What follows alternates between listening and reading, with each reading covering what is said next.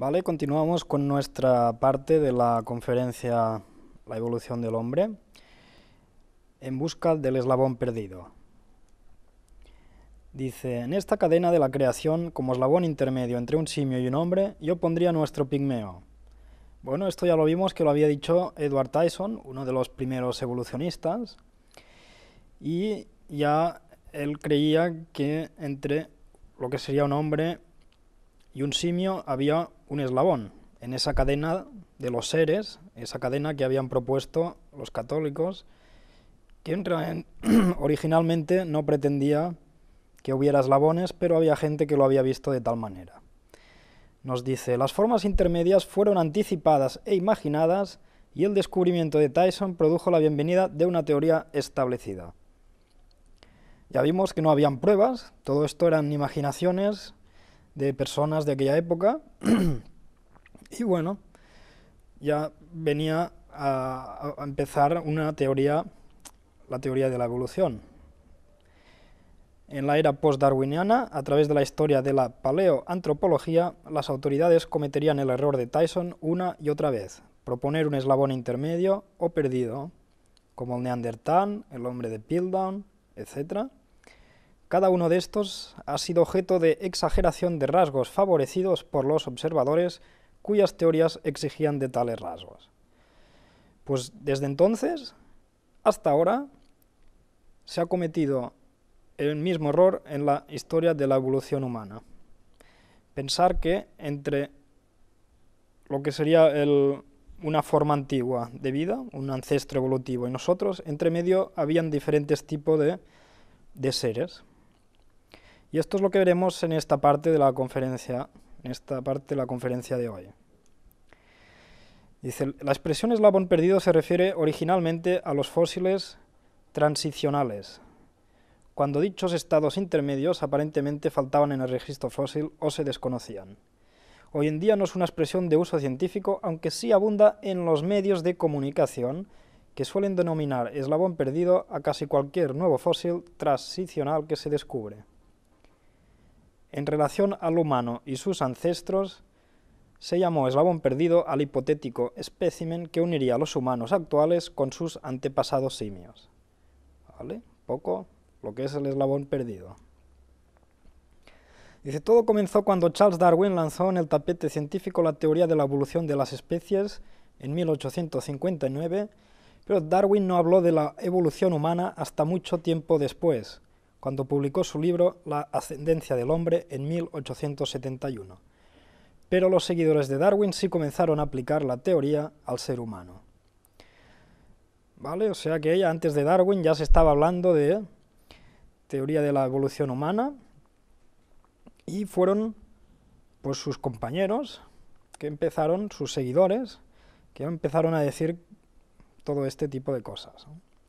Thomas Huxley publicó en 1863 su libro, en el cual decía que tras hacer un estudio de anatomía comparada, que el lugar del hombre estaba en estrecha relación con los grandes monos, particularmente los africanos. Y de Huxley fue la idea de que el Homo sapiens había evolucionado a partir de un antepasado simiesco. Pues ya tenemos una referencia importante basada en anatomía comparada, algo que ya vimos antes y vimos que no era, es una pseudociencia, o sea, es una ciencia no real, no científica, podríamos decir de alguna manera.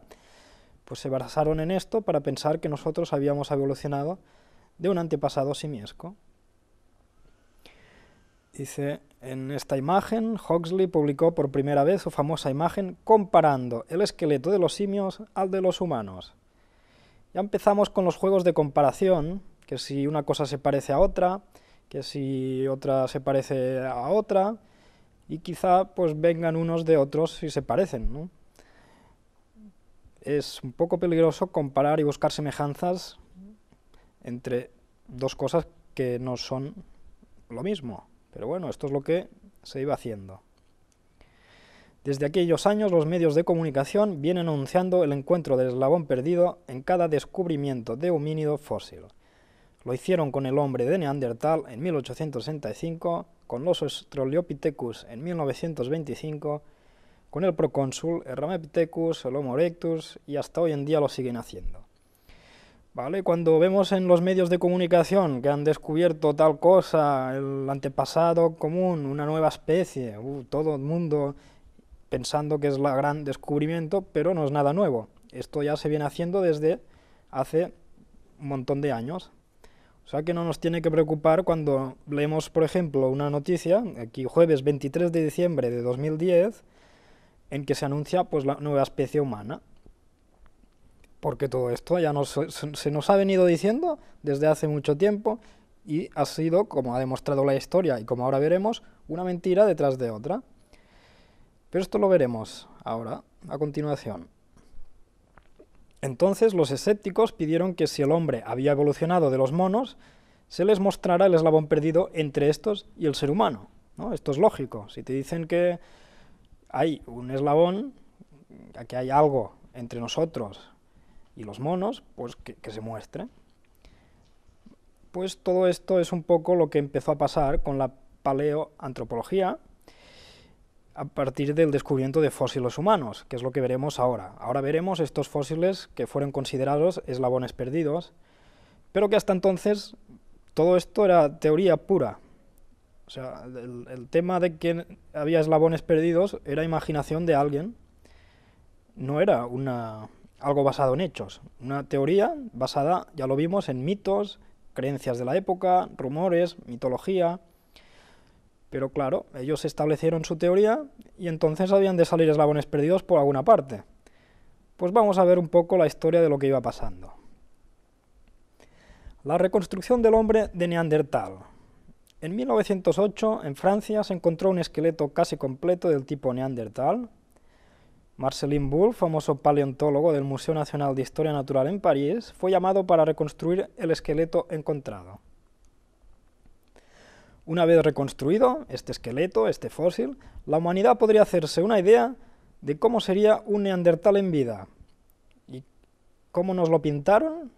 Pues el tonto del que todos venimos, ¿no? Podríamos decir. Ese hombre primitivo, medio bestia, medio hombre, tipo hombre de las cavernas, ese cavernícola que se imaginaban los hombres de la Edad Media, pues aquí estaba, ya lo habían encontrado. Esto es lo que reconstruyeron. Cuando hablamos de reconstruir fósiles, pensamos que esto es algo imposible. No se puede reconstruir de huesos lo que vemos ahora en una imagen, como la que aparece en la pantalla, sino que esto ha sido un artista que se ha imaginado cómo podría ser todo el tejido que está por encima de esos huesos. Y esto es también imaginación. ¿Vale? Aquí tenemos otra imagen, otra estatua, esta del Museo de la Evolución Humana de Burgos. Nuestro equipo técnico se fue allí expresamente para ver lo que está pasando y nos encontramos con cosas así, reconstrucciones, bueno, basadas en imaginación, básicamente, ¿no? Ese hombre de las cavernas que iba con un garrote en la mano, ya lo vemos aquí, con algo en la mano, y eso es lo que se imaginaron. Actualmente se siguen imaginando más o menos lo mismo. Vamos a ver qué era qué pasó con este hombre de Neandertal de esos tiempos que se imaginaron. Dice, Bull creyó que ese hombre de Neandertal, debido a rasgos primitivos del cráneo y la artritis y raquitismos que en realidad sufría ese hombre, era un eslabón que se extinguió, un salvaje con rasgos simiescos. O sea, ¿qué es lo que encontraron allí? Simplemente un hombre de cierta edad con artritis y raquitismo, una enfermedad de los huesos en los que la persona puede ir un poco como jorobada, ¿no? Quizá lo vemos a veces personas mayores, este tipo de enfermedad, ¿no? Degenerativa, y esto es lo que le pasó realmente a ese fósil que encontraron, ¿no? Un hombre simplemente que era mayor y con esta enfermedad. Pero no era un salvaje con rasgos simiescos. Esto es lo que ellos se imaginaron. Dice, Bull también decidió que aquel hombre no podía extender las piernas del todo y andaría con las rodillas dobladas. Incluso se formó una separación entre el dedo gordo del pie y los otros dedos, haciéndolo parecer a un simio. Ya empezaron a modificar cosas del original para hacerlo parecer más a un simio. Entonces también vieron que el tamaño de su cerebro, incluso que era mayor que el de un humano, se parecía al de los grandes simios. Ya con esto ya dijeron que este no debería ser muy listo y no usaba demasiado el lenguaje. O sea que el pobre tonto que encontraron, hombre primitivo, y ya más o menos lo etiquetan como lo que se habían imaginado esos hombres de la Edad Media, pues el salvaje, el cavernícola. Dice, esta visión errónea de los neandertal dominó el mundo durante 40 años. ¿Vale? 40 años dándonos la imagen de que el neandertal era un tonto, un medio simio, medio humano, que no sabía hacer nada, un primitivo. Pues esto nos lo pusieron en el subconsciente de la gente durante 40 años, hasta que se publicó en 1957 otro artículo en el que se volvió a estudiar ese hombre de Neandertal. Y el estudio reveló que los neandertales no eran tan distintos de los humanos modernos. Increíble. Nos meten en la cabeza durante 40 años que el hombre de Neandertal es un cavernícola y después vienen otros científicos que investigan otra vez qué es lo que era ese esqueleto y ven que no era tan distinto a nosotros. ¿Y qué ha pasado durante 40 años? ¿No ha habido otra gente que investigara lo que era ese fósil, ese esqueleto? Pues no, se ve que no. Y después hablaremos por qué no. Pero de momento ya nos quedamos con todas estas cosas que son engaños, básicamente. Dice, pero hasta entonces la idea de un salvaje hombre de las cuevas se usó por todo el mundo como una fuerte evidencia de la evolución humana. Pues esto es lo que ocurrió. Actualmente las diferencias superficiales, como el cráneo ancho y bajo, los gruesos arcos superciliares, no indican la moralidad, actitud o grado de cultura de una persona. Y esto es lo que hablamos anteriormente, esos anatomía comparada, craniometría, toda esa gente que miraba los tamaños, formas del cuerpo para indicar si era un hombre primitivo o no. Esto es lo que se iba haciendo, cosa que ahora ya se ha visto que no, que esto es impensable. ¿Vale? Pues aquí tenemos la imagen de este hombre. Claro, ¿qué pasaría si este hombre, por la razón que fuera, quedara fosilizado? ¿Qué nos pensaríamos que es?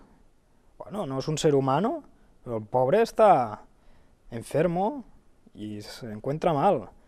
Y mira cómo anda. Pues claro, si este hombre se queda fosilizado, ¿qué podemos pensar? ¿No? Que es una persona como nosotros, pero que está enferma. O algunos, como los primeros evolucionistas, se pensaron que este era un cavernícola, el salvaje. Un hombre salvaje con un garrote. ¿Alguien lo ve así? Yo no lo veo, ¿eh? Pasamos a otros fraudes. El hombre de Piltdown. Tenemos aquí varios... Charles Dawson, un aficionado a la geología, un padre jesuita y un señor del Museo Británico empezaron en 1912 una serie de excavaciones en la fosa de Piltdown, donde encontraron una serie de fósiles y anunciaron el descubrimiento del primer hombre inglés, hombre de Piltdown, hombre simiesco, datado en 500.000 años, en el 500.000 antes de Cristo, perdón. El hallazgo incluía un cráneo que su forma parecía moderna y la mandíbula inferior que parecía primitiva, o como la de un simio. Algunos dudaron de que los dos fósiles pudieran estar relacionados. Bueno, tenemos aquí otro hallazgo, un tanto sospechoso, de lo que parecía un cráneo moderno y una mandíbula primitiva. Dice, la gran mayoría de los paleontólogos del mundo aceptaron Piltdown como auténtico, pero no fue hasta 1953, o sea, 35 a 48 años después, un periodo de este margen, descubrieron que el hombre de Piltdown era un fraude. O sea, hasta 48 años después de que se descubrió este fósil, el hombre de Piltdown, no se dio a conocer que esto era un fraude. La mandíbula inferior era la de una orangután joven hembra y la articulación entre el cráneo y la mandíbula había sido rota para que encajara todo más o menos bien.